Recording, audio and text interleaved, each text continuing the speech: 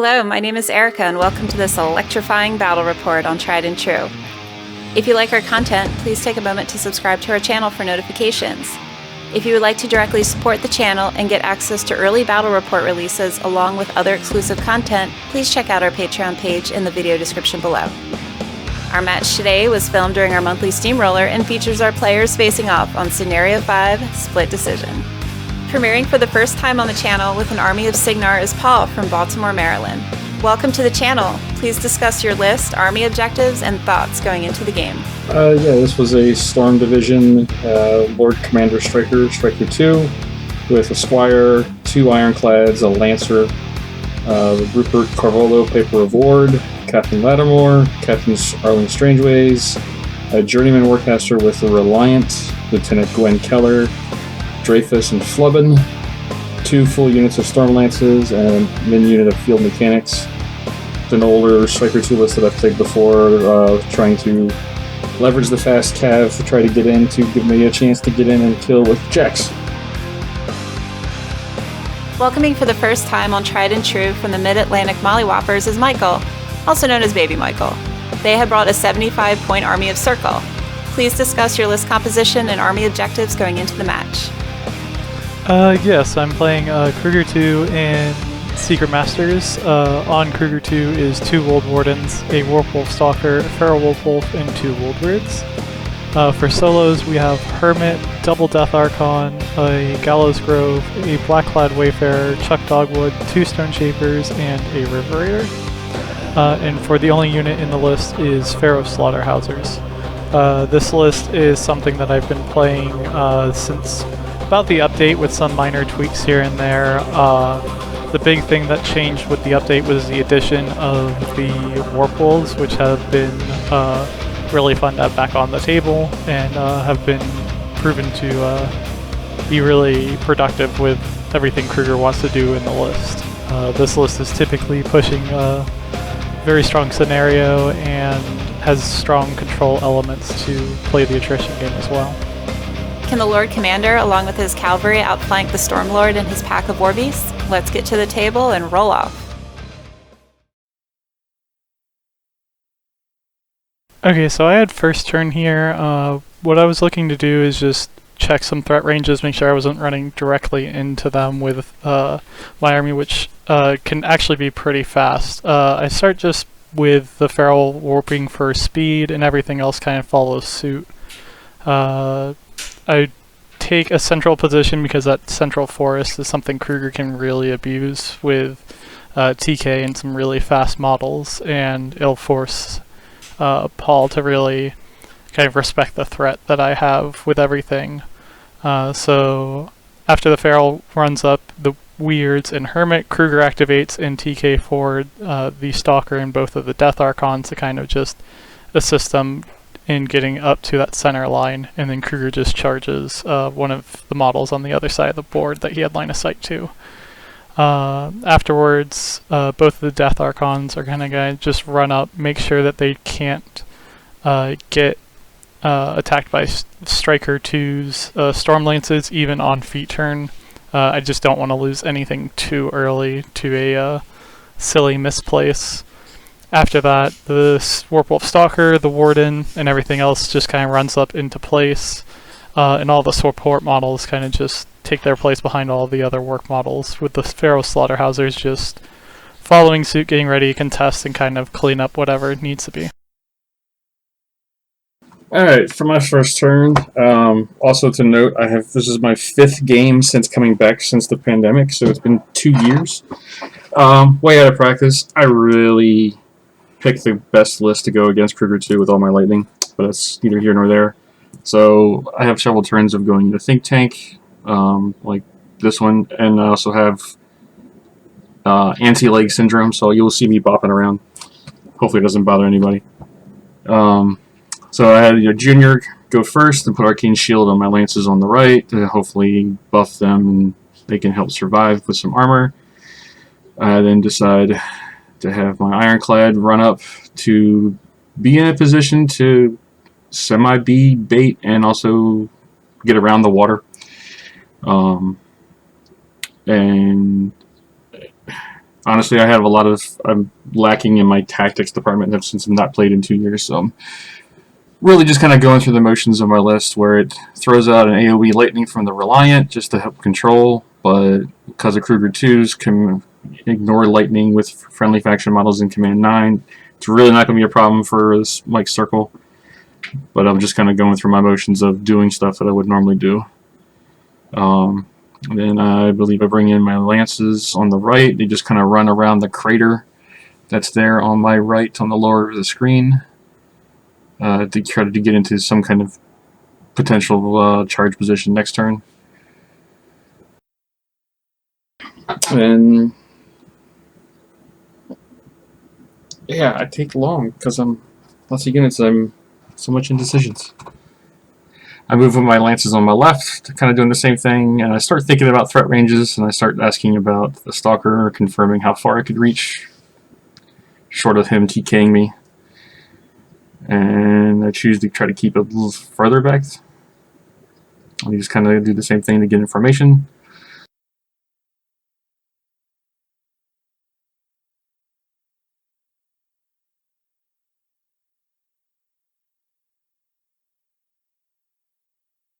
Yeah, there's so many, and I added Dreyfus and Flubben. I got them as a model to add to the list because of the point changes from the game. As a Riot Quest model that's in, since they count as a Storm Knight, so they're allowed to be in here. And they're really good against flying with boosted attack rolls against flying models, so I figured that'd be a good help against other Archons. Then Gwen Keller moved up behind that tall grass, and then Piper of Ord went up and I think gave Dirge of Mist to those Storm Lances on the left. I had my other Ironclad run, again to be baityish, try to get in position. Then I had my Lancer run, so I could arc and throw a Storm Cloud, or not a cloud, but a Storm. What the heck is that spell code again? Thank you, Lightning Storm. Lightning Storm. Out eventually wanted to activate Stryker. And then, of course, I forgot you can't target objectives, so I targeted it first. Mike corrected me. And I was like, alright, I'll target the pig next to it so it can drift over that way. But again, because of Krueger 2 ignoring lightning, most of his stuff won't care. The minions will care. And I also cast Deceleration to help protect from shooting and spells, maybe. And I think the rest of my stuff just kind of moves up in the backhand. Squire moves up behind Stryker. Strange Ways stays kind of close to the Ironclad. Lattimore runs to the other side of the Reliant, and Mechanics just kind of get in position. That was my turn. Okay, going into my second turn, the Krueger 2 thing you have to kind of try and avoid early on is decision paralysis, so I kind of focused on what I could do right away, get some early things done, and kind of ignore the rest. Due to how Paul was kind of outskirting, I kind of just pushed my army up. Was wanting to just keep my army central, but with the placement of that Ironclad on the top side of the board, I felt between Krueger 2's Gallows from the Gallows Grove and the Wold Warden on the upper side of the board, I felt like I could drag the Ironclad up far enough that the Stalker could commit and be and then sprint back and be pretty safe from any sort of crackback that Paul tried to put into it. So what you're seeing is the Warden activating, going up. I believe I boost the hit, the Gallows, and then proceed to boost the damage just because I have the extra Fury management this turn. I only drag him one with the Warden, and then dice off 7, I do like a few chip damage, which afterwards I check to see where... Oh, this is Hermit going, so I can assure that Krueger's Gallows and the Hunter's Mark both hit, so Hermit walks up and casts Telemetry. And then I'm kind of deciding what order I need things to go to be happy with everything, which is the Wayfarer going up, hits the Hunter's Mark, thanks to telemetry. And then believe the checking for landing spots for the Gallows Grove that won't get it killed too early, because I do like having the access to the Arc Node and the anti-healing for later turns, so it goes up there kind of nestled between everybody. Gets in range of 10 of the Ironclad, so all Krueger needs to do is gallows it forward. And I'm just making sure that I don't need anything else to go first before Krueger. So the rest of the army after this will kind of just position into place. I believe I have one of the Woldweirds go and like take a pot shot later on this turn, which we'll see. What that Death Archon is doing is kind of just nestling in, make sure it doesn't die, because it's kind of, those two models are the more valuable pieces in this matchup because there is so much inventory. So it backs up and does Mortal Fear, and then the Feral is just running out of the way to clear a walk path for the Woldweird, and then warps for plates. In which I think Krueger is now going. He is casting Gallows onto the Ironclad, which he hits, and again only 1 inch. This is why you don't really play on your turn around needing more than an inch from each of the Gallows, because you will get punished if you do that otherwise. And I believe he also just cast Primal onto the Warpwolf Stalker and kind of nestled up. The other Woldweird just kind of runs into place, nestled between the Feral and the Death Archon. And then I'm just checking landing spots for the Stalker, who's now going in, warps for strength, and then that brings him up to Mat 7, POW 21 on the sword, and then POW 19 on the open fist, which into defense 12, arm 18 heavies will make pretty quick work as long as I land all my attacks. And I had some pretty decent dice on the damage, which means I can sprint back behind that forest, pretty safe from the rest of Paul's army. And from that, we will kind of just continue positioning our other models to not lose too much, because something that Stryker 2 can do is his army can hit pretty hard. And I think we're just clarifying something there. Yeah, you're reminding me of what they changed Primal to, because I hadn't... That is right, yeah. Because Primal did change with the update, so a lot of people kind of need the update if they haven't, need the clarification if they haven't seen it quite yet. Which, that Wold Warden's just walking up, TKing the Woldweird to make sure it's contesting that flag there. And then I'm just checking where that Woldweird can go, and I'm just trying to take advantage of the fact that those Storm Lances do have an upkeep, and getting full usage of Purgation this turn, which with 4 dice POW 12s will clear up Storm Lances pretty fast. Which I believe I killed 2, and then I just take like a random pot shot into a Lancer because I have the extra attack and it doesn't really do anything. Which I'm just making sure all my Fury looks good. Stone Shapers come up, clear anything I need to. And then the Slaughterhousers kind of just run up as bait. The one with the token by it has the objective, which I took the no knockdown objective just because nothing else really benefited me too much, though thought I might just have that extra tool, and then I pass it over. Yeah, so my turn to, I forget which objective I picked. Now that I think about it. I don't think I ever used it. I think it was a Pathfinder. Yeah, maybe. So, based on my lead charge targets were taken out. So I go into my think tank, trying to decide if I want to use my feet to help jam and close distance, and get a little bit of attacks in. And so I do that. Sometimes I do that a lot with the Stryker list. If I feel it's the next thing I need to do. But sometimes it can be end up being a detriment sometimes, but it's a strategy that sometimes can work. And since, like I said, that's been a while since I've played a game, I was going back into old habits and wanting to decide that. But this is a long think turn. I think for like 4 or 5 minutes before actually committing to something. I start checking some ranges on and making sure that I get at least one guy in there, and then kind of eyeballing how else I'll get the other cavalry moved in with the feet.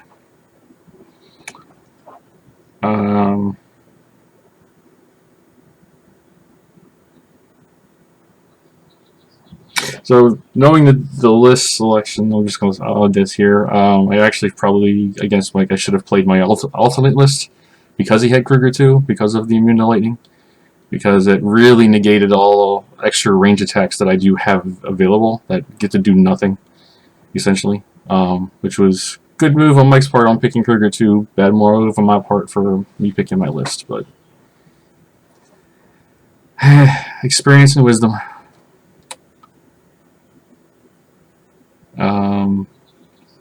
So I believe at this point I'm debating, I'm trying to figure out what I want to do with my focus and who to give to, and I've come up with my idea of how I want to do this.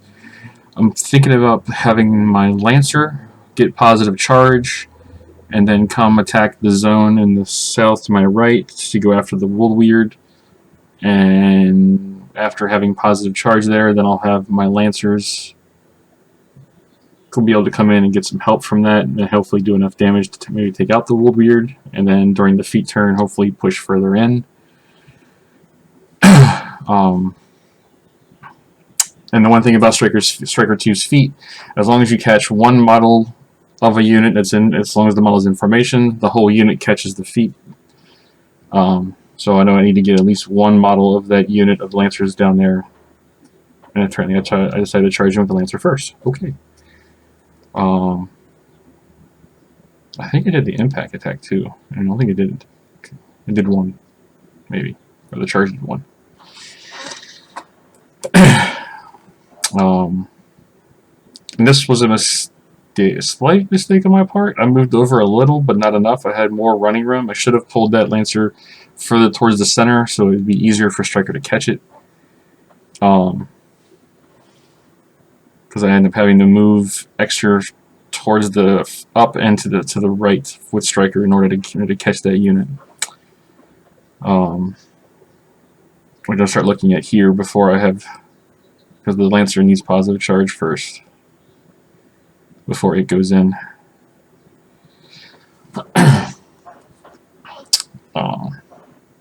So I'm also moving the Squire because you have to stay within 5 of the Squire in order to get your control range boosted by 2 inches.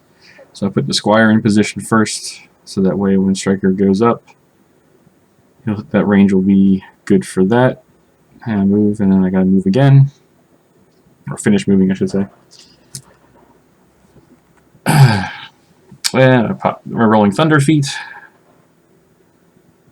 and then double checking where I can move back to. I use velocity to move back a little bit, just so I don't have to worry about my feet movement, the 3-inch movement. And then I send the Lancer into the Weird, making sure to get around the forest.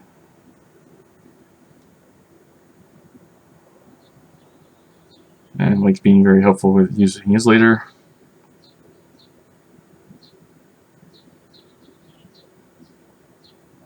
And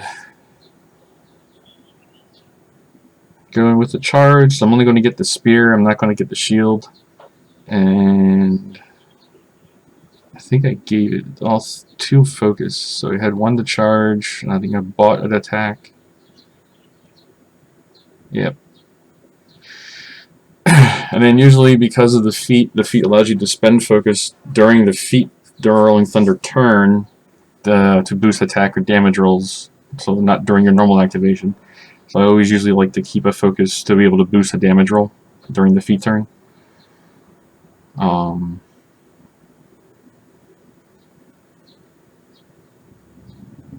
Situationally aware, it depends. I think I probably should have bought another attack to try to finish off the weird, and then it could have pushed in further instead of wasting the attack on the Rolling Thunder. Who's to say? Dice or dice. Have Lattimore runs up for position for the Rolling Thunder as well, so that she can dig deeper to try to kill something. Reliant doesn't really have a shooting target at, so he just moves up to get in the zone. I run the other Ironclad since his brother got killed last turn easily. Again, going to get the one Rolling Thunder attack. Then my cavalry to my left flank comes charging in to try to kill the slaughterhousers.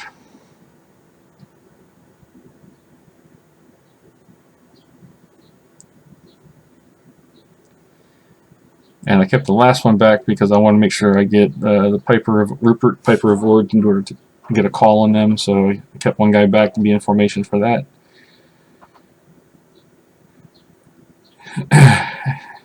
And here we're checking for the Electro Leap from my Lance. And I don't think he makes his tough rolls really good. Nope, one finally dies. Oh, the two died.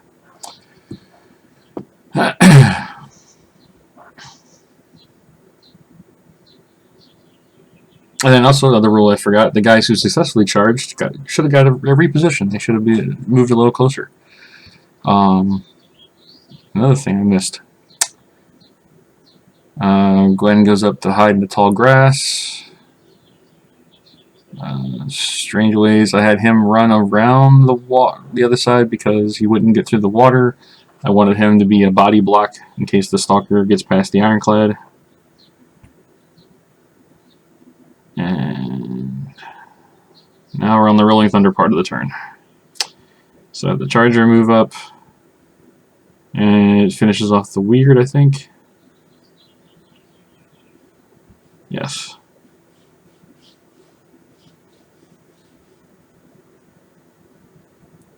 And I'll have one lance hit on the World Warden. It does make a couple damage. But now it's funny how 20/20 vision makes things better, because I see how the Lancer should have finished off the weird first, and then I would have had a bigger hit on the Warden, maybe. Not that it would have changed much with the match, but it would be different. So here I try to get Lattimore in to go after the Black-clad Wayfarer, making sure I can get distance and in. And then I believe Mike takes a minute to, or a few seconds to decide if he wanted to use Hermit of Henschel to save him or not. And he decides not to.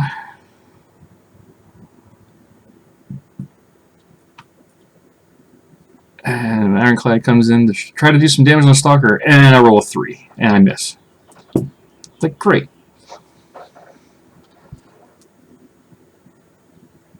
And the Lancers go to move in to try to do some damage. And the Piper did go, and I gave them Heroic Call on this turn for tough. Not that the Slaughterhousers care.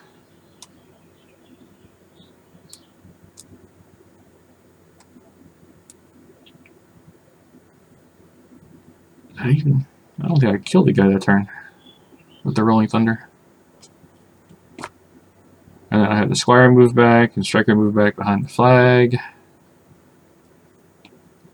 Glenn moves up to get out of the forest for next turn. Dreyfus and Flubin move up, and end of the turn. And we end 1-1. Yeah, turn ends 1-1. So I decided not to use my vision on the Wayfarer there, just because at the time, like, since he was already up in my face, I don't need the Hunter's Mark, and the spray is nice, but holding the vision for later on in the game feels more valuable, especially with the turn where I get to try and do some attrition work back. So the Rolling Thunder turn does present a few just order of activation issues of how I need to kind of unplug a lot of my army, because he is kind of setting the line of engagement now. Basically, he's kind of pincered my entire army into the small, like, 1 foot by 1 foot like cube that a lot of it's in. But thankfully, with both the Death Archons having flight, I can kind of sequence things in a way that helps me clear out how I want to. So I believe the Death Archon on the top side of the board is able to get a charge where I Thresher 3 of the Storm Lancers, and I checked to make sure, see if the Gallows Grove was in range of any of them for stopping Tough, which I think I was just out, which was a slight mistake on my end, to kind of just make this turn a little bit easier. But worst case, they do Tough, and then I have the Slaughterhousers to come in and clean up if need be.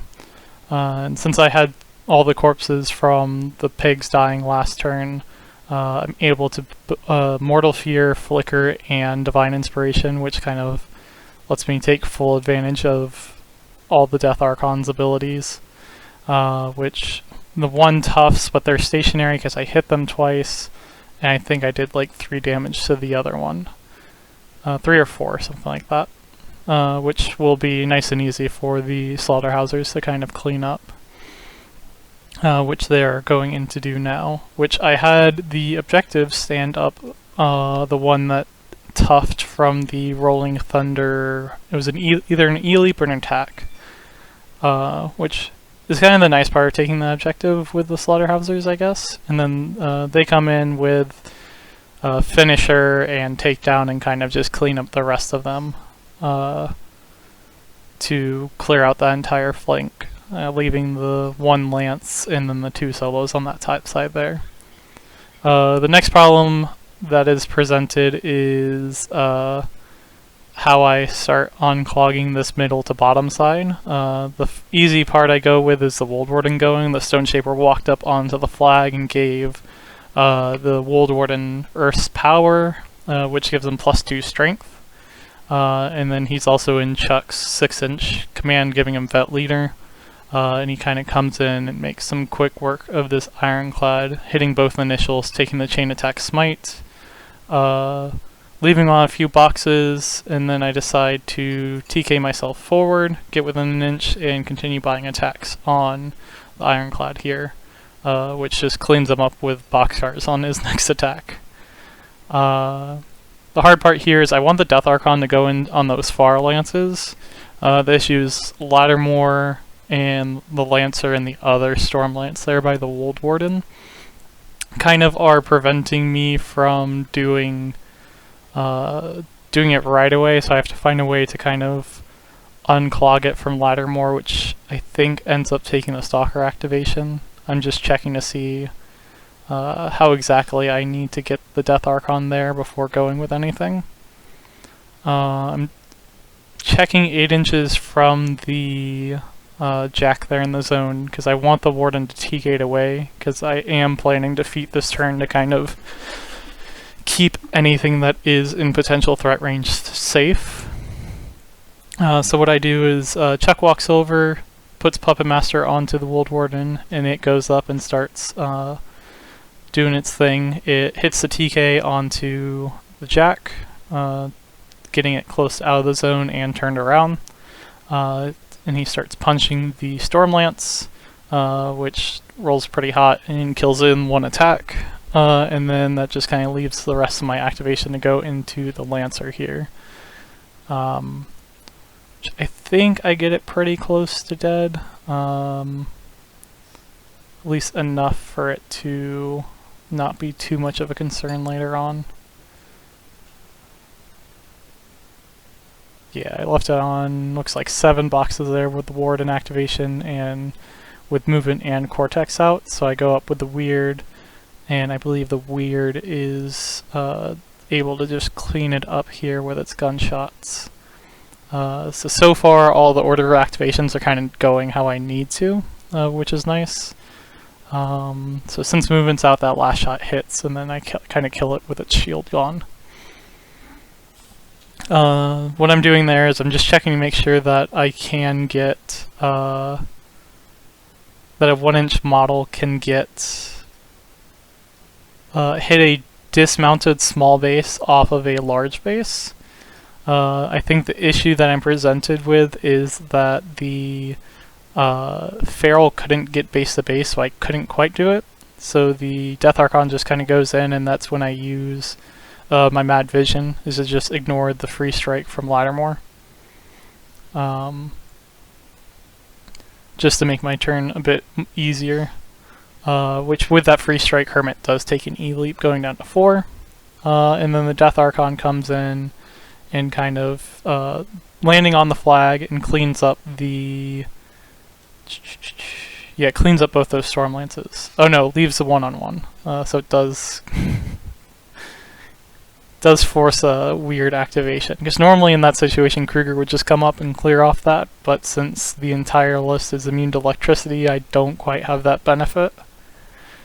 And then here, the Feral's just coming up and starts hitting at Lattimore. I believe the Claw and the Bite dismount her, and then the final Claw, I think, kills her. Yeah. Which gets the Death Archon another corpse, who I believe was unable to cast Mortal Fear, because I don't think I had the corpses when going in. And here I'm just kind of checking what a Krueger 2 feet looks like. And at that point I realize I need to feed on Stryker, because depending on where Krueger needs to stand, it can be a bit of an issue, because Stryker does kill casters really well. Which Stone Shaper comes up, sprays the Stone Shaper, or Stone Shaper comes up, sprays the Stormlance, and clears him off, which this now opens up the opportunity for me to score both that bottom flag and the bottom zone, as well as my flag. And then from now on, I'm just kind of checking to see what work this Stalker can do. I think I decided to have it just kind of walk up, kill Arlen, and then sprint away back into safety. No reason to give it up without any sort of overcommitment at this point, now that I've kind of cleaned up a lot of Paul's army here. So I sprint towards the bottom side of that forest to kind of keep me safe from a Stryker 2 charge. So what I'm doing here is I think I decide to take the feet a bit more central, not score that bottom zone with Krueger, to feet Stryker off the flag and kind of protect my army from Stryker 2 coming in and beating up heavies, just kind of, because at this point I feel safer playing the long game as opposed to letting some sort of out exist on the board that doesn't need to. And Krueger's 2 speed is really strong, 3-inch push and then -2 speed to everything that was in his control at the time of feeding. Kind of basically at this point buys me a turn of safety, especially with that Jack turned around and everything being able to be so far back on this scenario. So Krueger just TKs himself back. I make sure that I'm out of Stryker 2's kill range, seeing if there's anything else I need to do with my Fury before moving on elsewhere, which I decided to just TK up the Feral because I have extra Fury to burn and might as well have it in a bit more of a threatening spot. And the rest is kind of just running the last few activations into spots, having the Gallows Grove be in a more relevant spot, and then I score 2. So it's now 1-3. Mike did a really good job of killing everything I jammed him with. I was hoping it would be a little more tougher, but apparently not. So at this point, I'm like, I'm probably going to lose, but let me see what I can do about certain things. And again, since the first game, I'm using Dreyfus and Flubben. I was looking them up. I wanted to take it as a moral victory if I can get rid of the Death Archon with them as part of my plan as my tech against flying angels. So even with the -2 speed, because of how fast he is, he's already speed 7. He's close enough where I can charge in.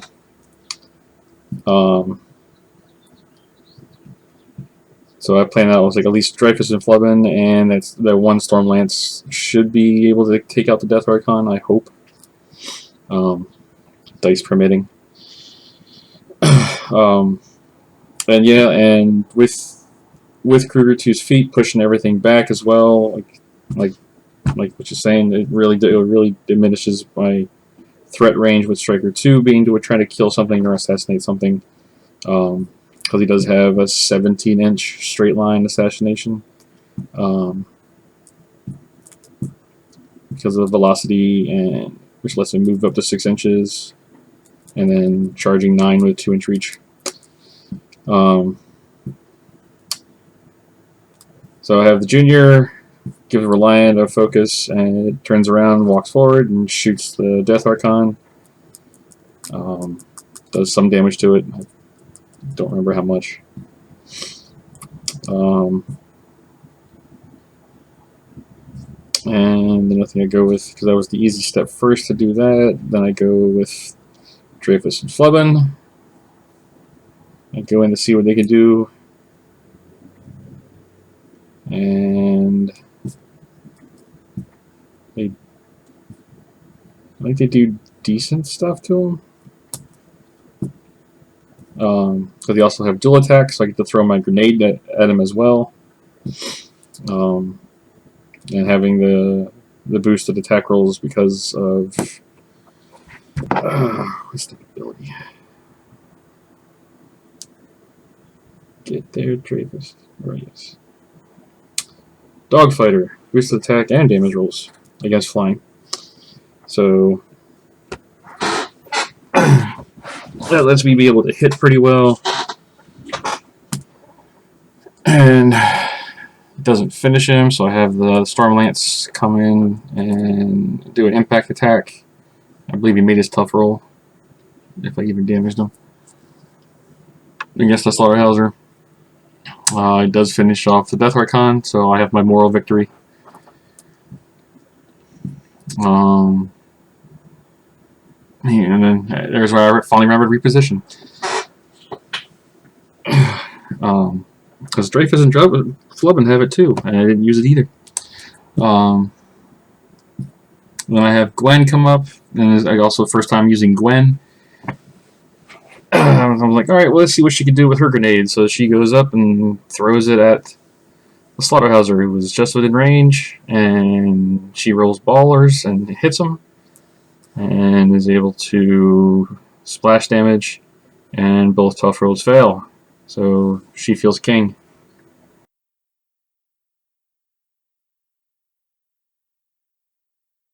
I think the rest of my stuff just tries to get in the way and move up a little bit. Oh, that's what I did.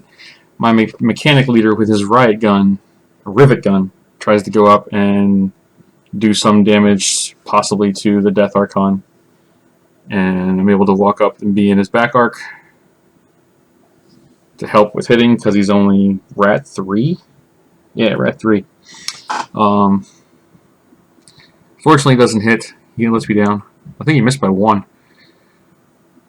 And the rest of the gobbers just kind of get into the zone. Junior moves back to try to stay safe away from everybody else. And I think at that point I was just trying to make it a little more challenging for Mike to try to win, but I don't think I put enough.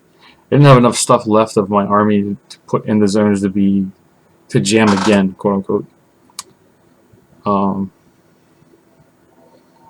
I think just as something else to do, I decided to have Stryker move up. I had the velocity because I wanted to shoot the Wold Warden. Since his gun is rate of fire 2 and it's PAL 12, potentially usually those can do good damage. I think overall I did superficial damage to the Wold Warden. Not enough where Mike had to worry about anything. Yeah, 2. You only saw him do.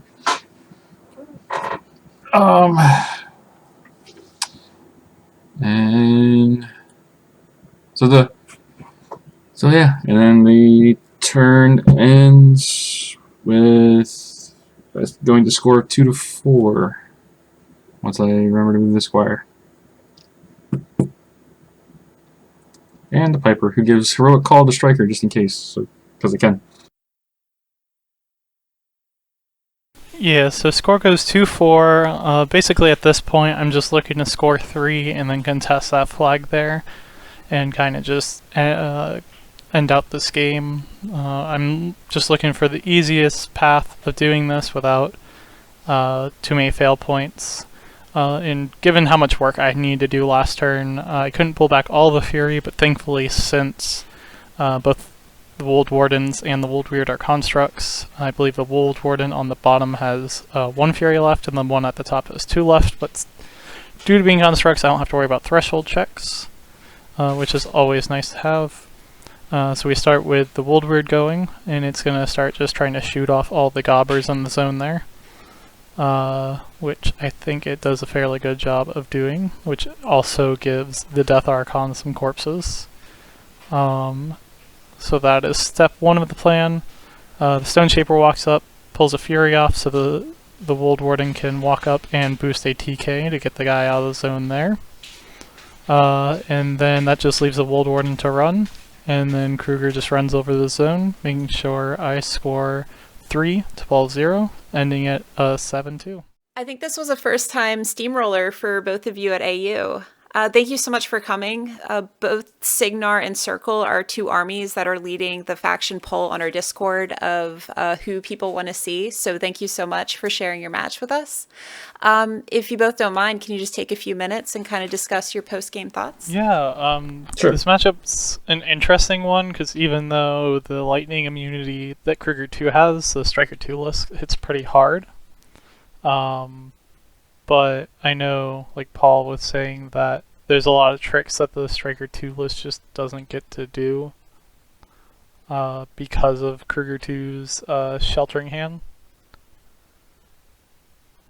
I don't know, how did you feel about the matchup, Paul? So I think I picked Stryker 2 because I wanted to play that for all day because it was an old list that I had played before in the past to be of good effect, and with the changes and everything, I was able to add a couple models to the list before the list didn't have. Well, Flubbin wasn't out before, and Lieutenant Gwen wasn't a model in Warmachine. She was in Company of Iron, so I was able to add those 2 models to this list to help out. Just as extra things to put in, but it was a. So my main focus was to play it to get reps with it, and this was the first game of the day. Again, first time coming out to Alternate Universe. My other buddy Jimmy drugged me out there because we're both trying to get back into playing the game again post-pandemic since things are opening up. And so yes, because even though with the lightning immunity, it makes it challenging because like almost none of my guns except Stryker's gun can do anything. Well, the Journeyman has a gun, a pistol that I can shoot to, but not. I just don't want to get Junior that close. Not one you want to use often. Yeah. So the guns did help do chip damage on the way in. It wasn't there, so I wasn't able to do any of that or leverage that. He did a good job of keeping all of the faction circle stuff within 9 of Krueger, so that ability worked in your favor. And I think other than that, I mean, the way I jammed, I think I could have done better maybe to help not give you as much, but still have a secondary line behind everything. Instead, I just kind of pushed everything in, and you were one good line of killing everything. Yeah, I think if the lances were a bit more central, it would have been a little bit more different of a game, because then they could just threaten a bit more. With them playing on the outskirts, I got to kind of avoid a lot of the innate threat of the Stryker 2 feat. And a lot of the terrain favored you in that for the pincer move that I was trying to do. The terrain did not favor me in, and it was bad. Yeah, and the change from Bones to Secret Masters that happened like pretty early on 2020 for at least myself was it lost a lot of the downsides that this list used to have into Stryker 2, where there wasn't quite the value of attacks, but now you've got Mortal Fear to kind of help things survive more, a varying level of stats on beasts to hit hard, and also the addition to the Stalker allows me to kind of take some trades that I wouldn't before because it can sprint away into safety. So really, it's a really interesting dynamic between the two lists. Well, so for your first Steamroll at AU, could we maybe expect to see your armies back at our store for another Steamroller down the road? Oh yes, I definitely want to make it back up there. Now that I was finally able to make it up between varying scheduling conflicts between past ones, it's a real good time and you run real good events. So I really hope to make it back up and maybe show off some different lists next time. Yeah, I know Jack was super excited to meet you and see another Circle player. And it was great meeting both you, Paul, and Jimmy. You guys have some really beautifully painted armies, so thank you so much for sharing them with our community. And Jimmy and I are definitely planning on coming back up again to play again as well. And more than likely, I will have a different flavor of Cygnar. Thank you for watching. If there are any warcasters, warlocks, or factions you would like to see on the channel, please let us know in the video comments below. A big thank you to our patrons who help support the channel. It's a huge help. Thank you so much. And as always, see you on the next Tried and True Battle Report.